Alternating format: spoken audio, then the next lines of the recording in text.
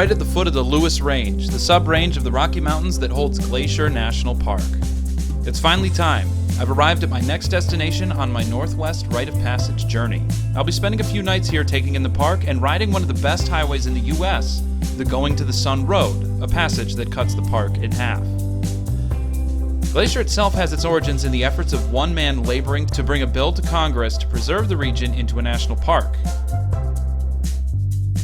In 1885, anthropologist, historian, and writer George Bird Grinnell visited what would be the park several times. Grinnell had actually accompanied Custer during his Black Hills expedition several years prior as a naturalist. He was so moved by the park that he spent the next 2 decades working to preserve it.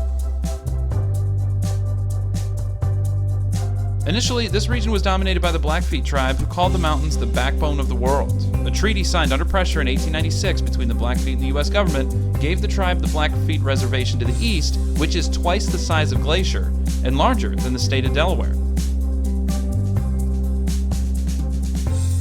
Later in 1910, Grinnell's work was recognized, a bill was passed by Congress, and it was signed into law by President Taft. Glacier National Park was established, the 8th of its kind in the United States.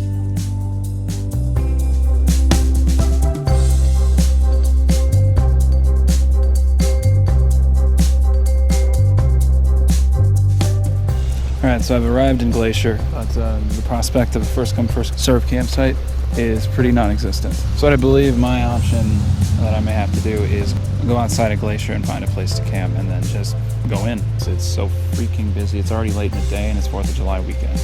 Good luck. So I'm going to try to find a place outside and then go in. So, wish me luck. Here we go. Glacier National Park is home to hundreds of lakes, waterfalls, 1 million acres of untouched wilderness, 175 named mountain peaks, over 1,000 campsites, dozens of maintained hiking paths that add up to hundreds of miles of trails, and of course, the glaciers themselves. The park averages around 2.2 million visitors annually. The reason the mountains here form a unique, picturesque U instead of the classic V shape is because they were cut out by glaciers. During the Ice Ages, and yes, during the times of the Great Cataclysmic Floods from episode 43, glaciers were cut through this area, leaving some interesting mountains behind.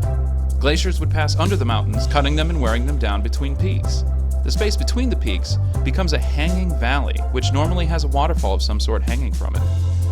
Well, I got myself a site. It's, I want to say only like 3 minutes outside of the entrance. It's really not that far. $22 a night. Dividing the park in two is another one of the most famous motorcycling highways in the United States, the Going to the Sun Road. The road is named after the Going to the Sun Mountain, which takes up a good deal of your view when crossing east over the Logan Pass.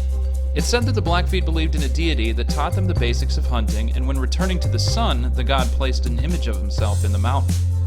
Going to the Sun Road was a huge undertaking in engineering. It took 11 years to make, it's 50 miles long, and it crosses the park at Logan Pass at 6,646 feet. Up to 80 feet of snow can lie on top of Logan Pass in the dead of winter. It's normally closed from October to June, but in 2011, the record latest opening was on July 13th. In 1932, the same year the road was completed, the US and Canada decided to make Glacier National Park and Waterton Lakes National Park into an international peace park. Known as a transboundary protected area, political border sections are abolished within the protected area. In history, we've seen many examples of peace parks since their invention here.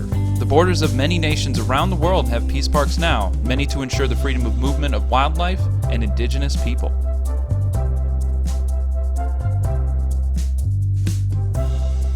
It's nice to be back moto-camping after my adventures in Washington State.